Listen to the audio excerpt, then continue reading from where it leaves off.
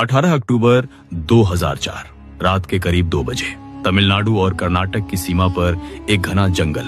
एक एम्बुलेंस धीरे धीरे आगे बढ़ रही है। अंदर बैठा है भारत का सबसे खतरनाक अपराधी कूस मुनिस्वामी वीरप्पन। वो सोच रहा है कि वो एक मिशन पर जा रहा है, लेकिन असलियत ये है वो एक जाल में फंस चुका है और उसे इसका अंदाजा तक नहीं।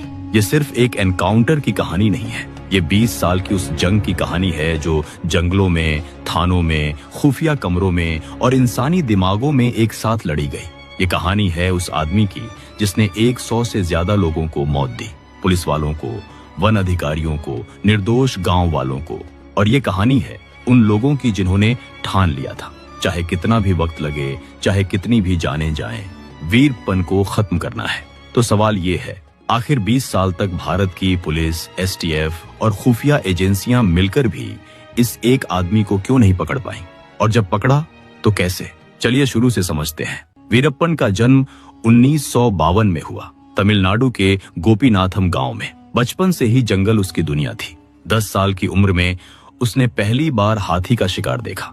17 से 18 साल की उम्र तक वो खुद एक शिकारी बन चुका था। शुरुआत हुई हाथी दांत की तस्करी से, फिर चंदन की लकड़ी और फिर हत्या। पहली हत्या का आरोप उस पर 1970 के दशक में लगा। एक वन अधिकारी को उसने गोली मारी। उसके बाद पीछे मुड़कर नहीं देखा। धीरे धीरे वो जंगल का राजा बन गया। 6000 वर्ग किलोमीटर का जंगल, तमिलनाडु, कर्नाटक और केरल की सीमाओं पर, यही उसका साम्राज्य था। 1987 तक वो इतना ताकतवर हो गया था कि पुलिस की टीमें उसके इलाके में घुसने से डरती थीं। उसके पास अत्याधुनिक हथियार थे, AK-47, देसी बम। उसके साथ एक पूरा सशस्त्र गिरोह था। लेकिन उसकी असली ताकत हथियार नहीं थी, उसकी असली ताकत थी जंगल की जानकारी। वो उन रास्तों को जानता था जो किसी नक्शे पर नहीं थे। वो जानता था कि किस मौसम में कौन सी नदी कहां से पार होती है। वो जानता था कि पुलिस की गश्त कब और कहां होती है। वो कभी एक जगह नहीं रुकता था, हर 2-3 दिन में ठिकाना बदलता था। और स्थानीय आदिवासी समुदाय जो उससे डरते थे या जिन्हें उसने अपनी तरफ कर लिया था, वो उसे हर पुलिस मूवमेंट की खबर देते थे। 1990 में कर्नाटक सरकार ने स्पेशल टास्क फोर्स यानी STF बनाई। खास मकसद वीरप्पन को पकड़ना या मारना। STF के पास ट्रेंड कमांडो थे, इंटेलिजेंस नेटवर्क था, हेलीकॉप्टर थे, लेकिन जंगल वीरप्पन का था। पहले कुछ सालों में STF ने कई ऑपरेशन किए और हर बार वीरप्पन हाथ से निकल गया। कभी कभी तो ऐसा लगता था जैसे उसे पहले से पता चल जाता था। अप्रैल 1993 में एक घटना हुई जिसने पूरे देश को हिला दिया।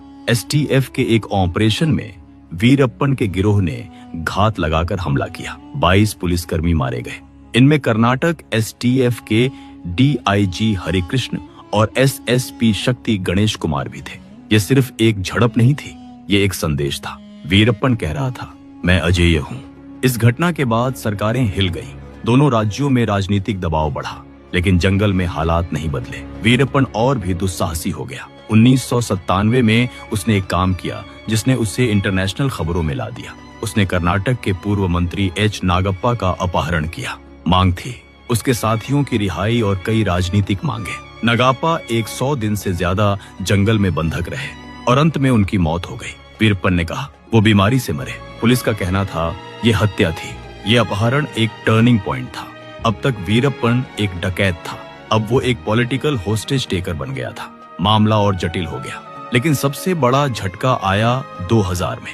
वीरप्पन ने कन्नड़ फिल्मों के सुपरस्टार राजकुमार का अपहरण किया। 72 साल के राजकुमार जो कर्नाटक के सांस्कृतिक प्रतीक थे, उन्हें 109 दिन जंगल में बंधक रखा गया। पूरा देश सांस थामे बैठा था। कर्नाटक में दंगे हुए, संपत्ति जलाई गई, सरकार पर भारी दबाव था। अंततः एक समझौते के बाद राजकुमार को रिहा किया गया, लेकिन वीरप्पन फिर जंगल में गायब हो गया। इस अपहरण के बाद STF की पूरी स्ट्रेटेजी बदल गई। अब तक STF का तरीका था जंगल में घुसो, ढूंढो, मारो, लेकिन ये काम नहीं कर रहा था। अब एक नई सोच आई। जंगल में वीरप्पन को ढूंढने की बजाय उसे जंगल से बाहर निकालो। और इसके लिए जरूरत थी एक ऐसे आदमी की जो वीरप्पन के दिमाग को समझे। वो आदमी था कि विजय कुमार IPS अधिकारी थे। तमिलनाडु STF के प्रमुख बने। उन्होंने पहले दिन से एक बात समझ ली, वीरप्पन को उसकी अपनी कमजोरियों से मारना होगा। वीरप्पन की कमजोरी क्या थी? पहली, उसका अहंकार। वो मानता था कि वो अजेय है। दूसरी, उसकी राजनीतिक महत्वाकांक्षा।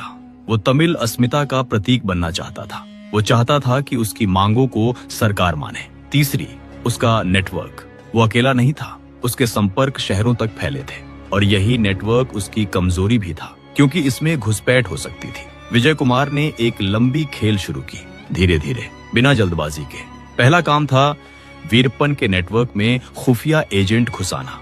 ये काम महीनों में नहीं, सालों में हुआ। धीरे धीरे उन लोगों की पहचान हुई जो वीरप्पन के लिए संदेशवाहक का काम करते थे, जो उसके लिए दवाइयां, खाना और हथियार पहुंचाते थे।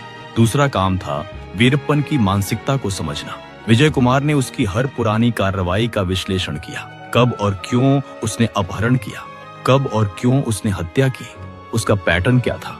और एक बात साफ हुई, वीरप्पन हमेशा एक डील के लिए तैयार था। अगर उसमें उसकी शर्तें हों तो प्लान बना। उसे एक ऐसी डील की तरफ खींचो जो उसे असली लगे, जिसमें उसकी पॉलिटिकल मांगें शामिल हों। और जब वो जंगल से बाहर निकले, उसे खत्म करो। लेकिन ये प्लान इतना आसान नहीं था। 2003 में एसटीएफ ने एक खुफिया ऑपरेशन शुरू किया, कोड नेम ऑपरेशन कोकून। इस ऑपरेशन में एक मध्यस्थ की पहचान की गई, गोविंद स्वामी, जो वीरप्पन तक पहुंच सकता था। एसटीएफ ने गोविंद स्वामी को अपने साथ मिलाया, उसे एक काम दिया, वीरप्पन को बताओ कि एक बड़ा मौका है। LTTE यानी liberation tigers of Tamil Eelam, जो श्रीलंका में तमिल अलगाववादी संगठन था, वो वीरप्पन से मिलना चाहते हैं। एक बड़ी पॉलिटिकल बात करनी है। ये वीरप्पन के लिए एक सपने जैसी खबर थी। वो हमेशा खुद को तमिल अस्मिता का योद्धा बताता था। LTTE से कनेक्शन, ये उसकी पॉलिटिकल लीजिटिमेटी को एक नई ऊंचाई देता। वो मान गया, लेकिन बात इतनी आसान नहीं थी। वीरप्पन पागल नहीं था, वो बेहद सतर्क था। उसने कई शर्तें रखी। मीटिंग का समय, जगह, लोगों की संख्या, सब उसकी मर्जी से होना था। हर बार जब कोई बात तय होती, वो पलट जाता। महीनों बीत गए, एसटीएफ धैर्य रखे रही। अंततः 2004 में एक प्लान फाइनल हुआ। वीरप्पन को बताया गया, LTTE का एक नुमाइंदा मिलने आएगा, एक एम्बुलेंस में, रात को, एक तय जगह पर। एम्बुलेंस इसलिए क्योंकि उसमें पुलिस चेक पोस्ट पर कम सवाल पूछे जाते हैं। और वो एम्बुलेंस एसटीएफ का जाल था। अक्टूबर 2004, एसटीएफ के कमांडोज ने महीनों पहले से उस पूरे इलाके का रिकॉग्निशन किया। हर रास्ता, हर मोड़, हर जगह जहां वीरप्पन हो सकता था, सब मैप हो चुका था। 17 अक्टूबर की रात एम्बुलेंस रवाना हुई। उसमें एसटीएफ के डिस्गाइज्ड ऑफिसर्स थे, जो LTTE के एजेंट्स बनकर बैठे थे। एम्बुलेंस के पीछे और आगे सादे कपड़ों में कमांडो, जंगल के किनारों पर और भी कमांडो। पूरा एरिया साइलेंटली घेर लिया गया था। 18 अक्टूबर को रात के करीब 2 बजे धर्मपुरी जिले के पापी रेड्डी पट्टी के पास एम्बुलेंस रुकी। वीरप्पन अपने 3 साथियों के साथ बाहर आया और तभी एसटीएफ ने एक्शन लिया। मुठभेड़ हुई। वीरप्पन और उसके तीनों साथी मारे गए। 20 साल, हजारों पुलिसकर्मी, करोड़ों रुपए, दर्जनों ऑपरेशन और अंत में एक एम्बुलेंस, एक झूठ और एक रात। लेकिन यहीं पर कहानी खत्म नहीं होती। जब ये खबर आई तो कई सवाल उठे। क्या ये सच में एक एनकाउंटर था या एक प्लान्ड एग्जीक्यूशन? क्योंकि एसटीएफ खुद जानती थी वीरप्पन को जीवित पकड़ना लगभग नामुमकिन था। और अगर वो पकड़ा जाता तो उसका ट्रायल, जिसमें 100 से ज्यादा हत्याओं के सबूत होते, सालों चलता। कई राजनेताओं के नाम सामने आते, कई असुविधाजनक सच निकलते। इसीलिए कुछ लोगों ने सवाल किया, क्या वीरप्पन को डेलिबरेटली मारा गया?